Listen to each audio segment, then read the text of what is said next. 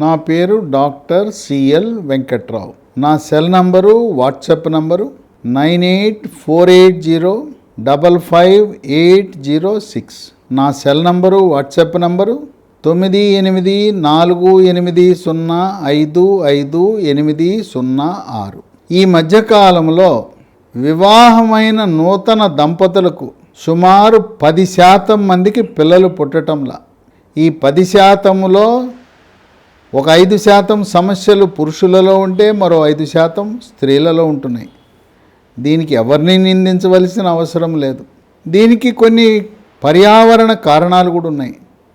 పర్యావరణ కాలుష్యము, మనం తీసుకునే ఆహార పదార్థాల్లో కల్తీలు, పంటలు పండించేటప్పుడు రసాయన ఎరువుల వినియోగం, పంటలపై కూరగాయలు, పండ్లు, వాటిపై హానికరమైన పురుగు మందుల వినియోగం. వెరసి ఈ కారణాలన్నిటి వల్ల ఒక పక్క క్యాన్సర్లు అయితే మరో పక్క నూతన దంపతులకు పిల్లలు పుట్టడం లేదు.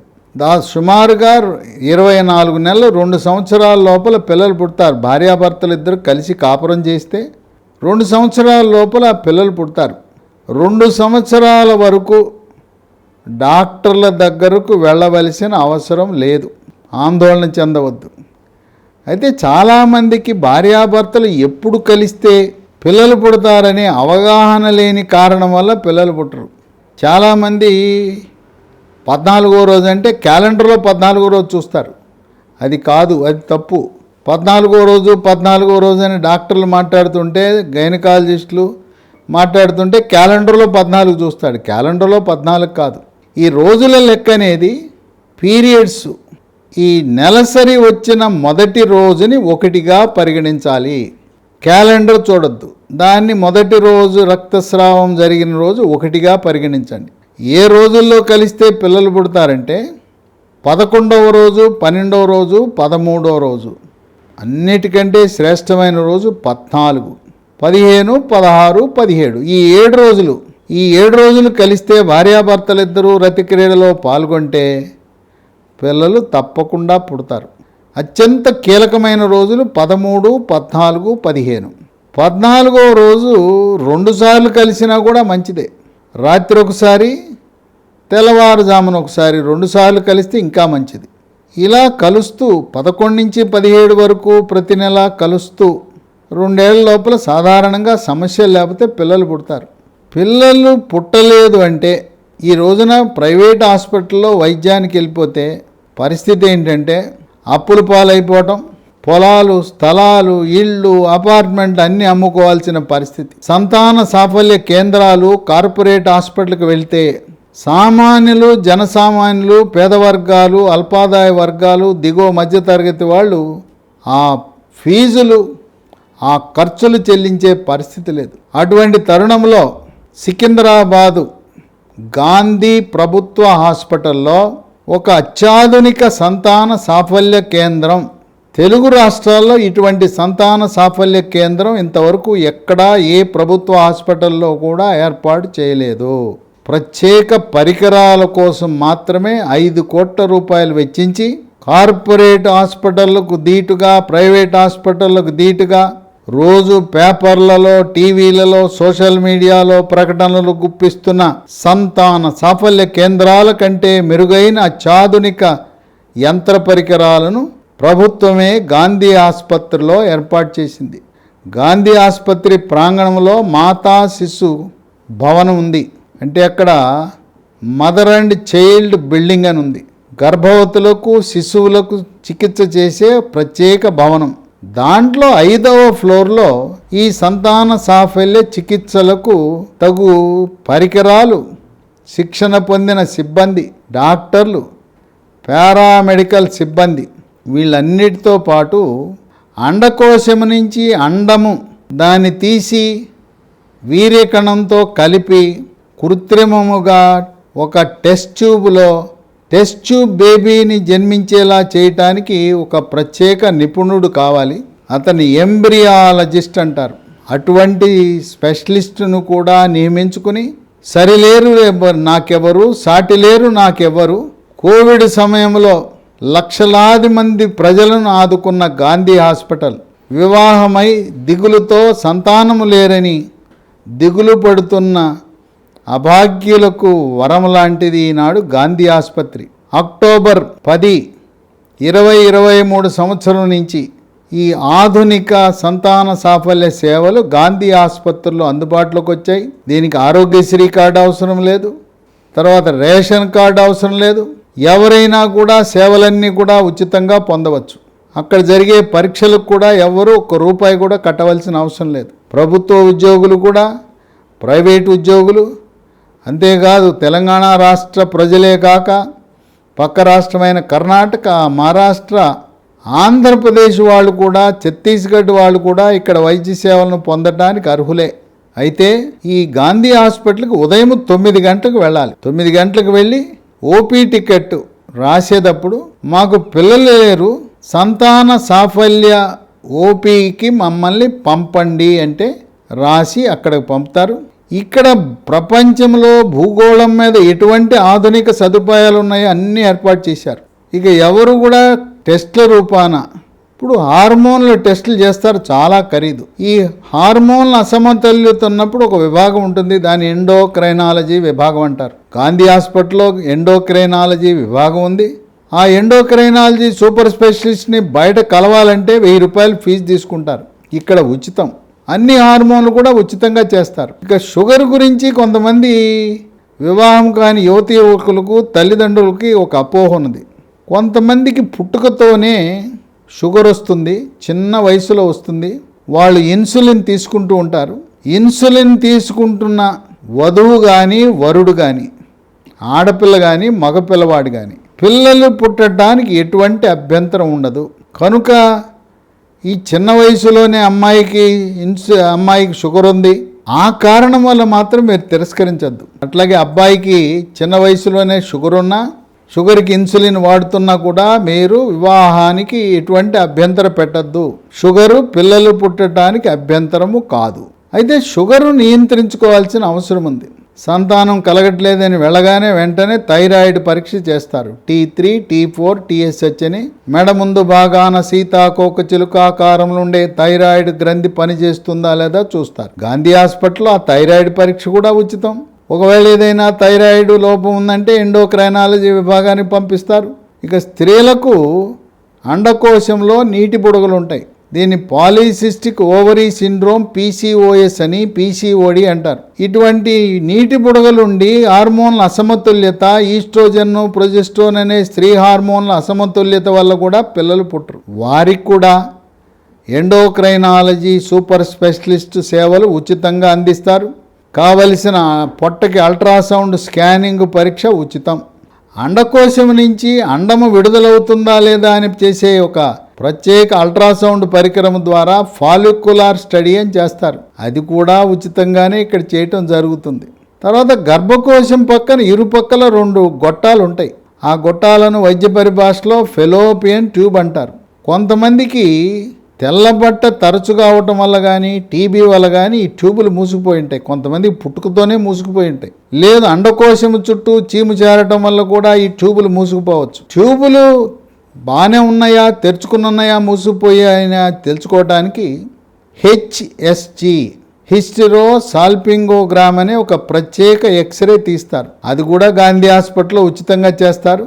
ఈ HSG అనే పరీక్ష చేసినప్పుడే అక్కడుండే ఇంటర్వెన్షనల్ రేడియాలజిస్టులు యోని ద్వారా, గర్భాశయ ముఖద్వారము ద్వారా ఒక సన్నటి తీగను పంపించి ఆ ట్యూబ్ లోపల ఉండే బ్లాకును కూడా తొలగించే అవకాశం ఉన్నది.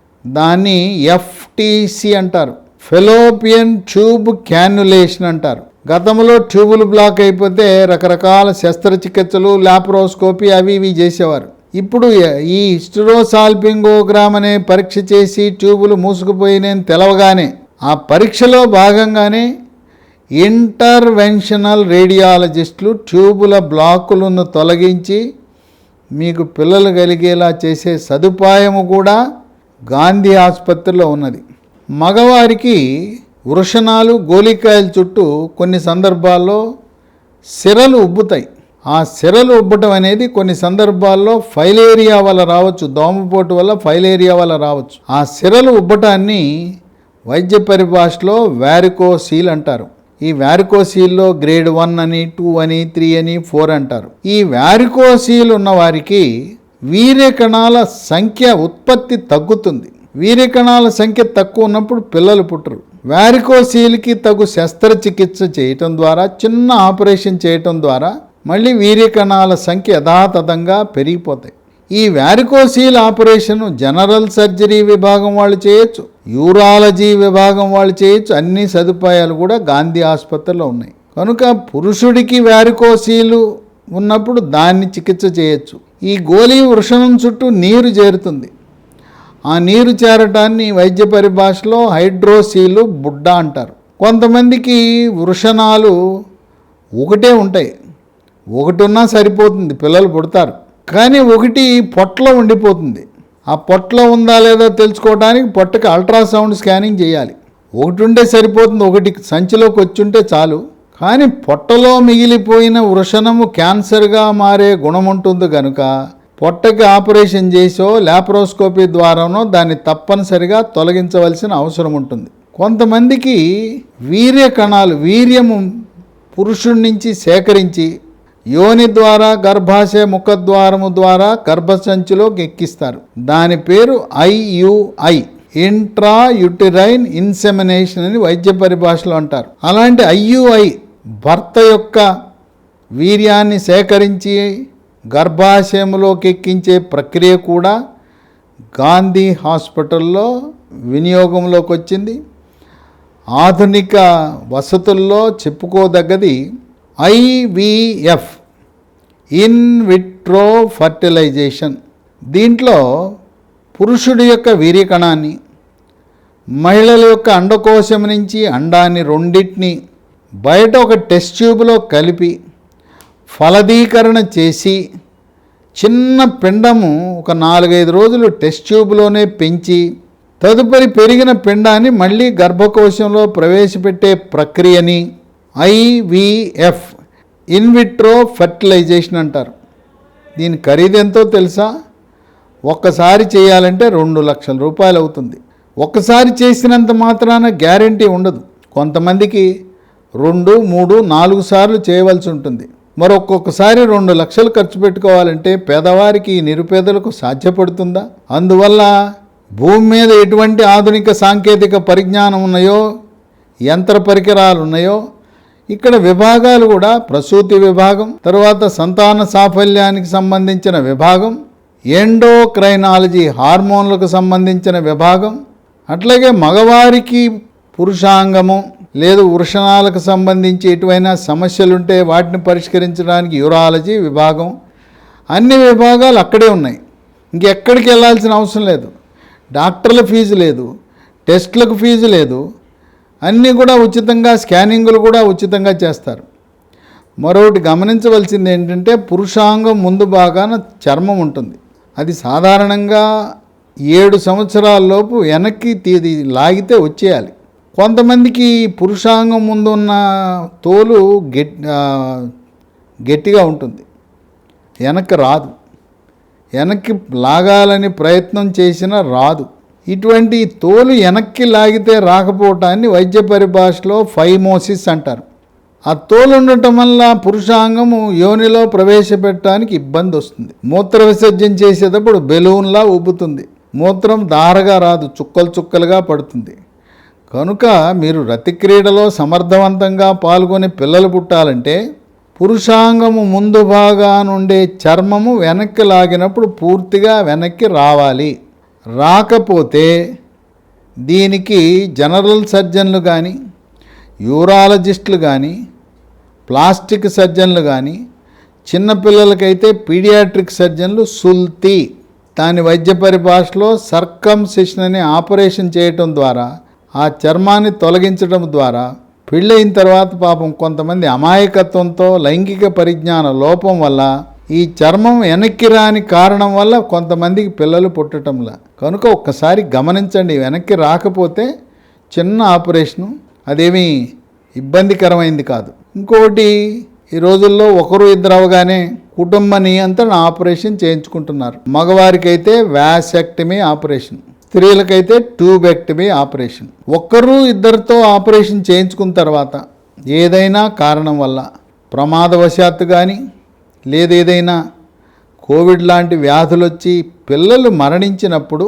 మళ్ళీ పిల్లలు కావాలంటే గాంధీ హాస్పిటల్లో మీకు పరిష్కార మార్గం ఉన్నది. ట్యూబెక్టమీ చేసుకున్న మహిళలు ప్లాస్టిక్ సర్జరీ విభాగం, అది కూడా గాంధీ హాస్పిటల్లో ఉంది. అక్కడికి వెళ్తే మైక్రో సర్జరీ ద్వారా మళ్ళీ ఆ ట్యూబెక్టమీ చేసిన ఆపరేషన్ని తిరిగి మళ్ళీ ట్యూబులను కలపటం ద్వారా పిల్లలు పుట్టే అవకాశం ఉంది. అలాగే వ్యాసెక్టమీ ఆపరేషన్ చేయించుకుంటే మైక్రో సర్జరీ చేయటం ద్వారా మళ్ళీ వ్యాసని కలపటం ద్వారా పిల్లలు పుట్టే అవకాశం ఉన్నది. కనుక కుటుంబ నియంత్రణ ఆపరేషన్ చేసిన తర్వాత ఎవరికైనా కూడా పిల్లలు మరణించినప్పుడు గాంధీ హాస్పిటల్కి వెళ్ళి మీకు పిల్లలు కావాలంటే ఉచితముగా దీన్ని ట్యూబ్ను కలపడాన్ని ట్యూబ్ రీకెనలైజేషన్ అని అంటారు. ఈ వ్యాసెక్టమీ అయిన తర్వాత వ్యాసను కలపడాన్ని వ్యాస్ రీకెనలైజేషన్ అంటారు. ఆ ప్రక్రియల ద్వారా ఖరీదైన చికిత్సలు, సూపర్ స్పెషలిస్టులు అంటే బయట ఎక్కడికి వెళ్ళినా 1000 రూపాయలు ఫీజు అంటారు. ఫీజుల భారం లేదు, మందుల భారం లేదు, టెస్టులకు అన్నీ ఉచితం. ఉదయం వెళ్ళకపోతే మధ్యాహ్నం వెళ్తే మాత్రం వాళ్ళు సేవలు అందించరు. సెలవు దినాల్లో పనిచేయదు. పబ్లిక్ హాలిడేస్లో మాత్రం ఎవరు వెళ్ళద్దు. తెల్ల కార్డు అవసరం లేదు, ఆరోగ్యశ్రీ కార్డు అవసరం లేదు, ఏమి అడగరు.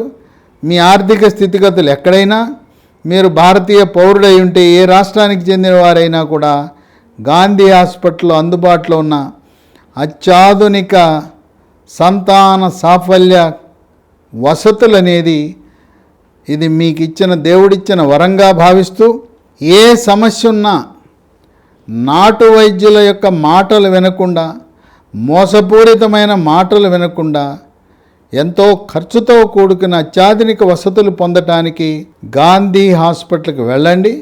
మీకేమైనా అనుమానాలుంటే నాకు ఫోన్ చేసి లేదా వాట్సాప్ ద్వారా నన్ను సంప్రదించండి.